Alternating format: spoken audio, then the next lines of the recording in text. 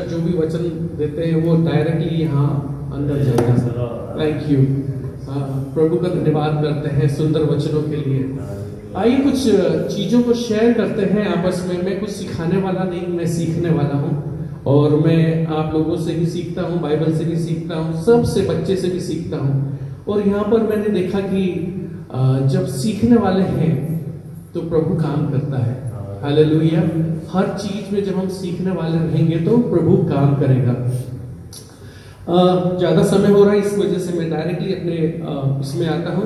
आप तो जानते हैं वैसे ही कहानी सारी कि अदन की वाटिका में क्या हुआ, है ना। शुरुआती वहीं से होती। अदन की वाटिका में क्या हुआ? अदन की वाटिका में यह हुआ कि आदम को रखा गया वहां पर और उसको एक अधिकार दिया कि पृथ्वी को संभाले और उसे उसकी रक्षा करे। उसको एक अधिकार दिया। परमेश्वर ने आदम को इस पृथ्वी के ऊपर परमेश्वर के जैसे अधिकार दिया। जैसा परमेश्वर का अधिकार स्वर्ग पे है, पूरी कायनात पे है, वैसा ही अधिकार परमेश्वर ने आदम को दिया और आदम को इस पृथ्वी के ऊपर रखा और दुनिया में सारी चीजें वो कर सकता था। इसलिए संडे को हमने देखा कि वो सारे जानवरों का कितने सारे स्पीसीज हैं, 8000 के लगभग स्पीसीज हैं। मतलब पानी में रहने वाले 15,000 20,000 स्पीसीज हैं। वैसे ही चिड़ियों की स्पीसीज 15-20 हजार स्पीसीज के बराबर की है। हम लोगों की स्पीसीज भी बहुत सारी हैं। उन सबों के ऊपर अधिकार करने के लिए आदम को रखा। He was just like a God on the earth। उसके पास में यह अधिकार था और उसको सिर्फ एक आज्ञा दी गई, सिर्फ एक आज्ञा। वो क्या थी?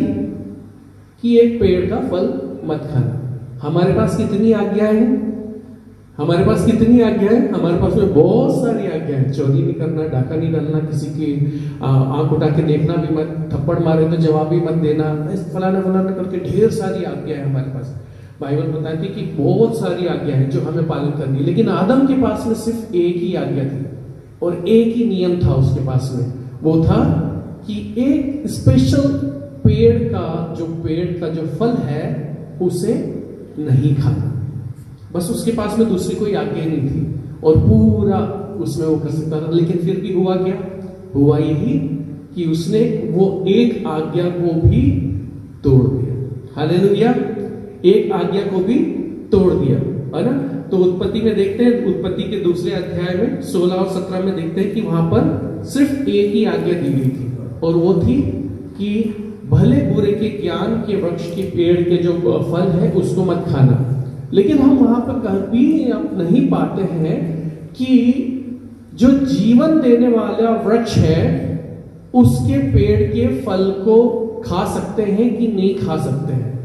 आप देखेंगे कि वहां पे परमेश्वर ने इस बात की कोई आज्ञा नहीं दी थी। लेकिन शैतान ने क्या करा? चतुराई करी। क्योंकि वो नीचे गिरा दिया गया था तो वो कभी भी नहीं चाहता था कि परमेश्वर के बेटा वो आज्ञा पालन करते हुए परमेश्वर के समीप हमेशा रहे। वो खुद चाहता था कि मैं सबसे करीबी में परमेश्वर के करीबी में रहूं और वो नहीं चाहता था। इस वजह से अगर बहुत सारे लोग बोलते हैं शैतान ने बहुत अच्छा किया, बहुत अच्छा है। कुछ शैतानी लोग हैं जो लूसीफर को मानते हैं, इल्यूमिनाटीज हैं जो उनको मानते हैं, उनकी अलग से बाइबल भी चलती है, उसमें लिखा है कि शैतान ने बहुत अच्छा किया। अगर शैतान अच्छा ही करना चाहता था तो पहले उकसाकर प्रोवोक करके उसे जीवन के वृक्ष का फल खिला देता तो वो हमेशा के लिए हम अमर हो जाते। हम यहाँ बैठकर प्रचार नहीं सुन रहे होते, हम वहीं पे बैठे होते परमेश्वर के सामने। लेकिन उसने क्या किया कि चतुराई की, धूर्त था, लिखा उसको कि धूर्त था वो, और आकर उसने वो वाले फल को तोड़वा दिया जिससे कि एक ही काम में दोनों काम हो जाए।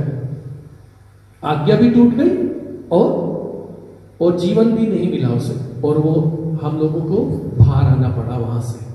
हालेलुया। ये सबको पता है। लेकिन परमेश्वर ने ऐसा क्यों नहीं किया कि आदम को बाहर निकाल देता, अदन की वाटिका में से बाहर निकाल देता और वापिस से वही मट्टी उठाता और एक और आदम बना देता? क्यों नहीं किया? कभी सोचा ऐसा कि एक और आदम बना देता है? चलो ठीक है, Adam 2, है ना, उसने भी पाप किया, एडम 3, उसने भी पाप किया, बाहर निकाल दो एडम 4। ऐसा क्यों नहीं किया? एडम 2 क्यों नहीं बनाया उसने? क्योंकि आदम को इस पृथ्वी के ऊपर परमेश्वर ने भगवान जैसे, परमेश्वर जैसे गॉड के रूप में, अधिकार के रूप में दिया था, और उसने एक गलती करने के कारण, एक आज्ञा तोड़ने के कारण उस अधिकार को शैतान के हाथ में बेच दिया, या शैतान के हाथ में दे दिया, शैतान के हाथ में दे दिया। आप पढ़ेंगे कि मैं सही बोल रहा हूं कि नहीं बोल रहा हूं, है ना, कि उत्पत्ति एक वचन है, Luke, book of Luke chapter number 4 verse 6, लूका 4 उसका 6। उसमें क्या लिखा है कि जब परमेश्वर जो यीशु मसीह की परीक्षा लेने के लिए आया तो उसने क्या कहा, देखिए, मैं ये सब अधिकार और उनका वैभव तुझे दूंगा, क्योंकि वो मुझे सौंपा गया। हालेलुया। और जिसे चाहता हूं उसी को दे देता हूं। ये शैतान बोल रहा है यीशु मसीह को कि ये जो अधिकार है, सब अधिकार और जो पृथ्वी है, सब कुछ किसको दिया गया है? मुझे दिया गया है। मतलब उसने ले लिया है उससे, और जिसे चाहता हूं मैं उसे दे सकता हूं वो अधिकार। और यीशु मसीह ने वहां नहीं कहा कि तू झूठ बोल रहा है, यीशु मसीह ने कुछ नहीं बोला वहां पर। आप देखेंगे जब उसने ये बोला यीशु मसीह को कि तू मुझे दंडवत कर, तब जाके यीशु मसीह ने अपना मुंह खोला और उसे डांटा, है ना। तो यहां पर यीशु मसीह ने ये नहीं बोला कि नहीं ये तू झूठ बोल रहा है। तो आदम, दूसरा आदम इसलिए नहीं बनाया गया क्योंकि वो पृथ्वी जिसपे लहू बह चुका था, जिसपे पाप हो चुका था, वो पाप में, स्वभाव में होकर एक और आदम बनता। और परमेश्वर कभी नहीं चाहता था कि वैसे उस तरह का एक आदम फिर से बनाया जाए। और क्योंकि परमेश्वर चाहता तो बलपूर्वक वापिस से अपने बेटे को अदन की वाटिका में बुला सकता था, या शैतान को लड़कर, या उसको भगाकर, या उसको शाबित करके अधिकार से बलपूर्वक वापिस से पृथ्वी को ले सकता था। लेकिन परमेश्वर ने ऐसा इसलिए नहीं किया क्योंकि हमारा परमेश्वर न्यायी परमेश्वर है ना। हमारा परमेश्वर इनलीगल काम कुछ भी नहीं करता, वो लीगली वापिस लेना चाहता था। और इस वजह से क्या हुआ कि परमेश्वर ने बहुत, जब बाहर निकालने के बाद में बहुत बार सोचा कि मैं कैसे अपने बच्चों को, अभी आप देखो कभी भी आपका बच्चा है, छोटा बच्चा है, कुछ गलती करता है, कुछ तोड़ देता है, या किसी को मार पीट कर आता है, या कुछ भी आप सजा देते हो, तो हमेशा उसको ऐसी सजा नहीं देते हो कि उसके हमेशा के लिए हाथ ही तोड़ दिए हो, या उसके हमेशा के लिए पैर ही तोड़ दिए हो। ऐसी सजा नहीं देते, ऐसी सजा देते हैं कि उसको सबक भी मिल जाए और हमारा बच्चा हमारे साथ भी रहे। हालेलुया। लेकिन परमेश्वर ने जब हमें बाहर निकाल दिया, आदम तो मर गया, थोड़े सालों के बाद में आदम तो मर गया, लेकिन आदम तो मर गया तो फिर उसको बुलाने के लिए हम क्यों यीशु मसीह को भेजा? लेकिन वो चाहता था कि आदम की संतान, पास्टर साहब, मैं, आप सब, है ना, सब कोने उनकी संतान है, उनसे इतना प्रेम करता है कि उसने अपने एकलौते बेटे को भी हमारे लिए दिया। हालेलुया। अपने पहले आदम ने जो पाप किया उसका प्रायश्चित दूसरे आदम ने किया, और उसने अपने एकलौते बेटे को, जिससे वो सबसे ज्यादा प्यार करता था, हम लोगों के लिए जो कि आदम की संतान है, उनको वापस बुलाने के लिए उसने पृथ्वी पर भेजा। हालेलुया। हालेलुया। यहां तक समझ में आया क्या? है ना। तो उसने वहां पर हमें इसलिए भेजा कि वो वापस से हमें बुला लाए। हम कभी कभी ये करते, तू अपने बेटे को, तू बाहर निकल जा मेरे घर से, है ना, फिर धीरे से देखते रहते हैं कहीं जा तो नहीं रहा, रोड पे तो नहीं जा रहा है ना, कहीं तो नहीं जा रहा, अच्छा ठीक है बैठा है, कोई बात नहीं। हम जब सांसारिक पिता होके, सांसारिक माता होके अपने एक बच्चे की इतनी चिंता कर सकते हैं, तो वो स्वर्गीय पिता अपने बच्चों की कितनी चिंता करता होगा। हालेलुया। तो वो हमारी चिंता करता, वो ऊपर से देखता रहता कहीं कुछ तो गलत तो नहीं हो रहा है ना, कुछ गलत तो नहीं हो रहा, हमारी चिंता करता रहता है। और इस तरह से, और उस तरह से फिर एक और वचन यहाँ पे देखेंगे कि परमेश्वर ने वहां पे श्राप दिया, आदम को बोला कि ऐसा होगा, हेवा को बोला, और उसके बाद में सांप को भी बोला।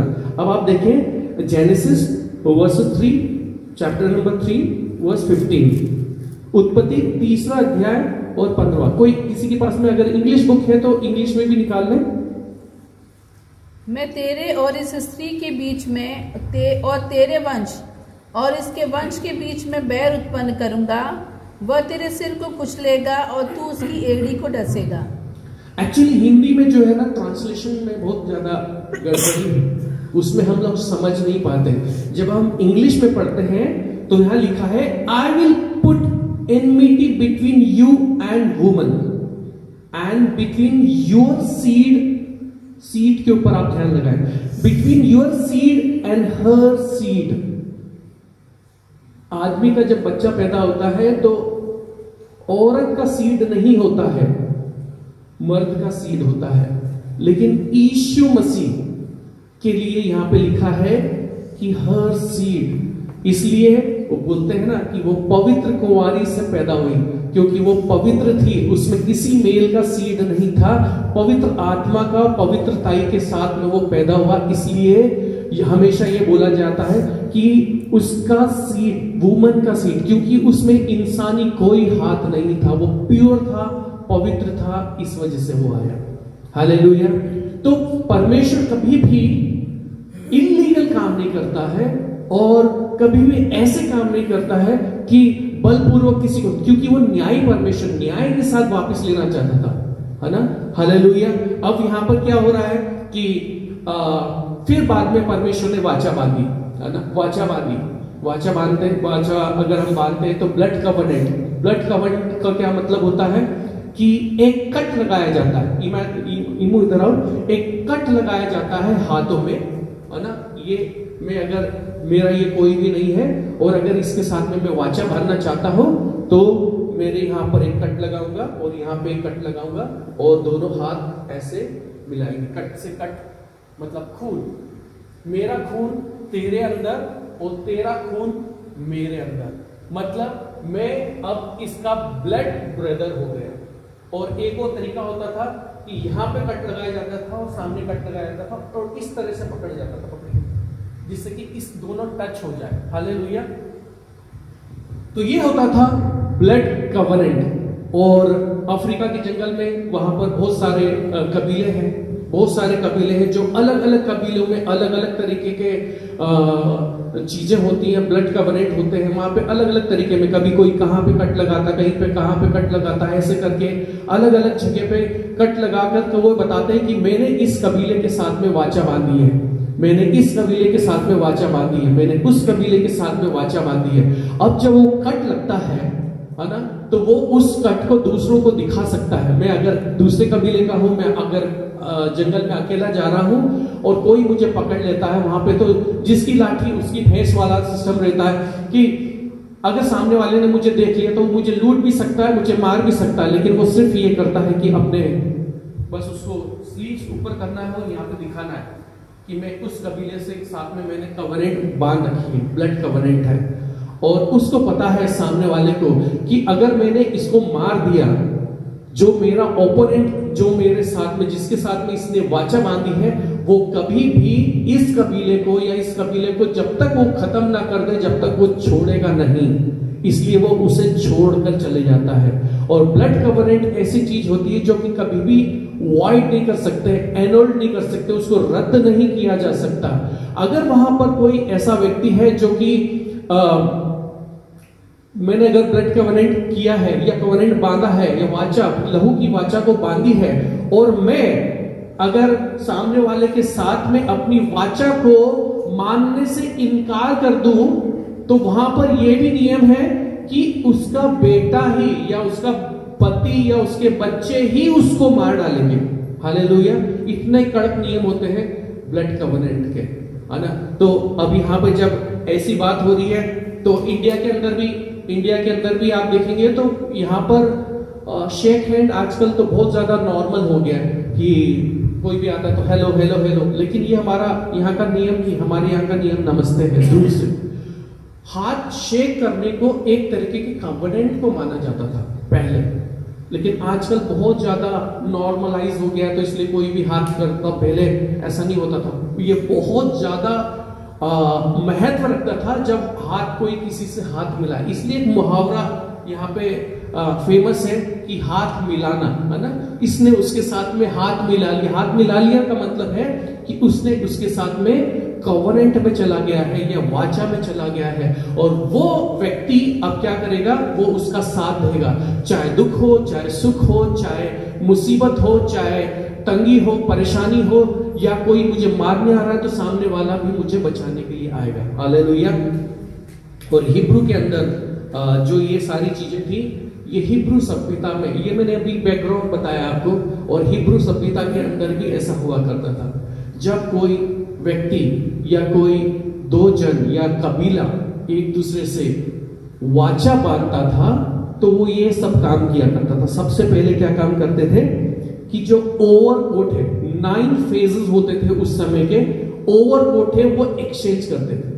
ओवरकोट है वो जो एक्सचेंज करते थे, इसका मतलब होता था कि जो कुछ मेरा है वो अब तेरा, और जो कुछ तेरा है वो मेरा। हालेलुया। अब आप समझ रहे हैं इस बात को, जो कुछ तेरा है वो मेरा, और जो मेरा है वो तेरा। यीशु मसीह के साथ में क्या हुआ, जब पिलातुस ने उसे दंड की आज्ञा दी, आज्ञा देने से पहले रोमन साम्राज्य के लोगों ने, सैनिकों ने यीशु मसीह को एक बागा पहनाया। हालेलुया। जो कुछ इंसानों का था, यीशु मसीह के साथ में आप वाचा बन गई। जो कुछ इंसानों का था, इंसानों को क्या था, सारे पाप, सारे तरह के पाप, वो अब तुम्हारे ऊपर। हालेलुया। उसके ऊपर दूसरी चीजें था, दूसरा जो कवरिंग था वो है बेल्ट एक्सचेंज करते थे। बेल्ट एक्सचेंज करते थे। बेल्ट एक्सचेंज का मतलब होता है ये वाला नॉर्मल बेल्ट नहीं, जिस बेल्ट के ऊपर आर्मर्स, है ना, तीर, भाले, चाकू, तार सब कुछ होते थे, वो एक्सचेंज करते थे। इसका मतलब कि जब कोई अगर तुझे सताए, मारे, तो मैं पूरी शक्ति के साथ उसका नाश करूंगा। हालेलुया। तो यह कहते हैं ना कि यीशु मसीह हमें देख, है ना, हम लोग बोलते हैं ना यीशु मसीह तो हमें देख। तो स्टिफनुस के साथ में क्या हुआ, स्टिफनुस को वहां पर पत्थर से मारा जा रहा था, और वहां पर स्टिफनुस बोलता है कि यीशु मसीह को मैंने स्वर्ग में खड़े हुए देखा, है ना। वो हमारा जो ओपोनेंट है, जिसके साथ में यीशु मसीह ने वो वाचा बांधी थी, वो स्वर्ग में खड़ा हो गया कि मेरे जिसके साथ, बच्चे के साथ में वाचा बांधी है वो मुसीबत में। हालेलुया। और उसके पास साथ में एक कट कवनेंट बांधा जाता था। एक मेल जानवर को लेते थे, उसको बिल्कुल बीच में से 2 हाफ करते थे, और 2 हाफ करने के बाद में उसको आगे पीछे ऐसे जाया करते, इन्फिनिटी का एक चिन्ह बनाते थे, और जाकर वहां पर बताते थे कि ये मैं ब्लड की वाचा हूं, जो कि यीशु मसीह के साथ में क्या हुआ आप बहुत अच्छे से जानते हैं। उसके बाद में है नाम एक्सचेंज करते थे, नामों को एक्सचेंज करते थे, है ना। यूहन्ना 15:15 आप देखें क्या लिखा है वहां पे, यूहन्ना 15:15 नाम को एक्सचेंज करते थे, है ना। हालेलुया। बेसिकली प्रचार से ज्यादा ये इंफॉर्मेटिव हो रहा है, इसलिए थोड़ा सा आपको लग रहा होगा, है ना। हालेलुया। पढ़े। अब से मैं तुम्हें दास न कहूंगा, क्योंकि दास नहीं जानता कि उसका स्वामी क्या करता है। हालेलुया। अब बस तुम्हें मित्र कहा। जी, मित्र कहा है। अब से मैं तुम्हें दास नहीं कहूंगा, अब से मैं तुम्हें क्या कहूंगा, मित्र कहूंगा। तो हमारा नाम चेंज कर दिया, है ना। प्रकाशित वाक्य में लिखा है कि वो हमारा नाम, एक नया नाम भी देगा। हालेलुया। और यहाँ पर फ्रेंड जो लिखा है, फ्रेंड, ये भी एक नॉर्मल बात नहीं है। आजकल तो हम सबको फ्रेंड बोलते हैं, लेकिन हिब्रू सभ्यता के अनुसार फ्रेंड सिर्फ उसी को कहा जाता था जो ब्लड कवनेंट में बंधता था, नहीं तो किसी को भी नहीं फ्रेंड बोलते थे।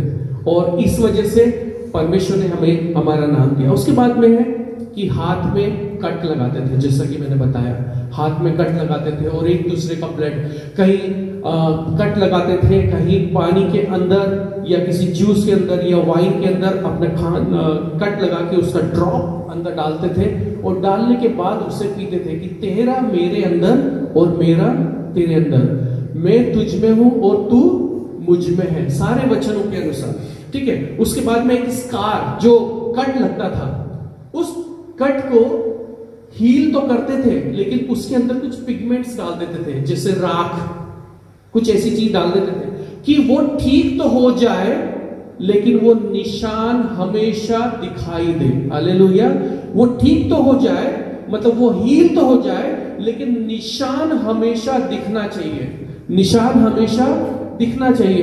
अब आप सोचें कि यीशु मसीह क्रूस पर मारा गया, गाड़ा गया, तीसरे दिन जी उठा और लोगों के बीच में जा रहा है, सबसे मिल रहा है और मिलने के बाद में सबसे बोल रहा है कि क्या, लेकिन वहां पर आप देखेंगे कि यीशु मसीह का शरीर ऐसा था कि उसके कोड़ों से उसके लहू भी टपक रहा था, साथ में पूरा मांस भी टपक रहा था, कि उसकी कोई खूबसूरती नहीं थी। वहां पे लिखा है यशायाह में कि कोई खूबसूरती भी नहीं थी, उसको कोई पहचान नहीं सकता था तो कि वो कौन है, वो इंसान है कि क्या है। लेकिन वैसे भी उसी समय जब वो रेज हुआ, तीसरे दिन मृतों में से जी उठा, तो उसके सारे शरीर हील हो गए, सारे शरीर के ऊपर जितने भी घाव थे, स्कॉलर्स बताते हैं कि 7 से 8 हजार घाव थे, बड़े घाव 3 या 4 घाव बड़े थे, वो सारे हील हो गए। और वहां पे वो दर्शन देता है सबको और अकेले कमरे में आ जाता है। अकेले कमरे में आने के बाद में चेलों से भी मिलता है, बात करता है, लेकिन कोई ये नहीं बोलता कि अरे तुम्हारा लहू बह रहा है, क्योंकि सारे जो घाव है हील हो चुके हैं, वो हील हो चुके हैं, इसलिए कोई सब पहचान पा रहे हैं कि हाँ यीशु मसीह ही है। लेकिन हमारा जो पूर्वज थोमा, वो क्या बोलता है, मैं नहीं मानूंगा, मैं जब तक नहीं मानूंगा जब तक कि मैं उस घाव को ना देख लूं। हिंदी में थोड़ा ट्रांसलेशन है, इंग्लिश में लिखा है कि उसका जो स्कार मार्क है, जब तक उसको ना देख लूं। तो यीशु मसीह ने पूरे शरीर को, पिता परमेश्वर ने पूरे शरीर को यीशु मसीह के ठीक कर दिया, लेकिन एक ही स्कार क्यों छोड़ दिया, वाचा, क्योंकि वो ऐसा उस समय के जो यहूदी जो लोग वाचा बांधते थे, वो उस स्कार को, उस कट को जब तक हील नहीं होने देते थे, जब तक उसमें निशान न रह जाए। तो इसलिए वो निशान थोमा को दिखाने के लिए, आपको पता है ना कि इंडिया के अंदर कौन आया था, इंडिया के अंदर कौन आया था, क्वेश्चन मार्क वाला, है ना। कितने चेले आए थे इंडिया के अंदर, इंफॉर्मेशन है इंडिया के अंदर, फॉर योर इंफॉर्मेशन 2 चेले आए थे। एक था थोमा जो केरल में आया था, और बर्तलोमी जो कोंकण में आया था। हालेलुया, मैं आपको उसका लिंक भेज दूंगा, है ना। 2 चेले आए थे, कोंकण में आया था, और मती या मरकुस की बुक वहां पर जब अंग्रेज इस यहाँ पर इंडिया में आए थे जब पहली बार, तो कोंकण के चर्च में वो देखकर आश्चर्यचकित हो गए थे कि हमारे आने से पहले यहाँ पे एक चर्च भी है और उसके अंदर एक बुक है, मती या मरकुस की कोई एक बुक थी। हालेलुया। फिर उसके बाद में एक ईटिंग मेमोरियल, है ना, साथ में खाना खाने को एक वो उस कोवेनेंट का एक नियम के अनुसार साथ में खाना खाया करते थे, जैसा कि मत्ती 25 निकाले, मत्ती 25 और 26 से 30 तक में, जैसा कि आपको पता है। ये भी एक कोवेनेंट का पार्ट था, जो कि लास्ट सफर जिसे बोलते हैं, प्रभु भोज में क्या हो रहा है कि वहां पे ब्रेड है जो बॉडी के रूप में है, और जो वाइन है वो लहू के रूप में है। तो यीशु मसीह ने जो किया वो इसका ही एक पार्ट था, जो वहां पर लिखा है कि ये मेरी लहू में नई वाचा है, लहू में नई वाचा है। उस 9 फेजेस में से एक फेज ये भी है कि परमेश्वर ने, यीशु मसीह ने हम लोगों के साथ में बैठकर लहू में, और एक ही कप से पीने का वही सिंबॉलिज्म है कि जो लहू तुम पी रहे हो, जो मेरे शरीर के अंदर जा रहा है, वही लहू तुम्हारे शरीर में भी जा रहा है। हालेलुया। और लास्ट था कि वो एक स्मारक मेमोरियल बनाते थे, एक प्लांटेशन या स्मारक के रूप में बनाते थे कि हमारे लिए, लेकिन यीशु मसीह का एक स्मारक है, वो जो यीशु मसीह ने दिया है क्रॉस के रूप में। हालेलुया, है ना। और यहाँ पे जब सारी चीजें इस तरह से हो रही है, लेकिन परमेश्वर बार बार पुराने नियम से लेके आज तक में कई लोगों को भेजा, कई न्यायियों को भेजा, प्रोफेट्स को भेजा, बड़े बड़े अगुओं को भेजा कि जाओ मेरे बच्चों को बचाओ, जाओ मेरे बच्चों को बचाओ, जाओ मेरे बच्चों को बचाओ। जैसे हम बार निकल के देखते हैं अपने बच्चों को कि बच्चे क्या कर रहे हैं, खेल रहे हैं, कहीं चोट तो नहीं आई है, कहीं गिर तो नहीं गई है ना। ऐसे करके हम लोग देखते रहते हैं। और इस तरह से परमेश्वर नहीं चाहता कि हम लोग नाश हो जाए। तो ये सब क्यों, इतना सब इसलिए क्योंकि परमेश्वर कभी नहीं चाहता कि हम लोग नाश हो जाएं। उसने हमें अदन की वाटिका से तो जरूर निकाल दिया, लेकिन अपने दिल से कभी नहीं निकाल पाया। उसने हमें मारने कूटने के लिए छोड़ तो दिया, लेकिन रिसरेक्शन के लिए, फिर से ले जाने के लिए यीशु मसीह का प्रबंध किया। उसने हमेशा वो सारे काम किए जो एक पिता होकर एक बच्चे के लिए करता है। उसने वो सारी चीजों को किया। उसने यहाँ तक कि अपने इकलौते बेटे को, प्रकाशित वाक्य में लिखा है कि कौन जाएगा, है ना, कौन जाएगा? तो वहां से मेमना बोलता है कि मैं जाऊंगा, है ना।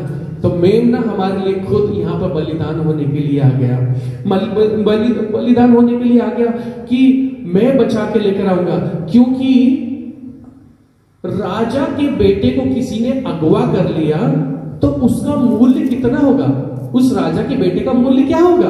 उस राजा के बेटे का मूल्य उतना ही होगा जितना मूल्य उसके राजा का है। हालेलुया।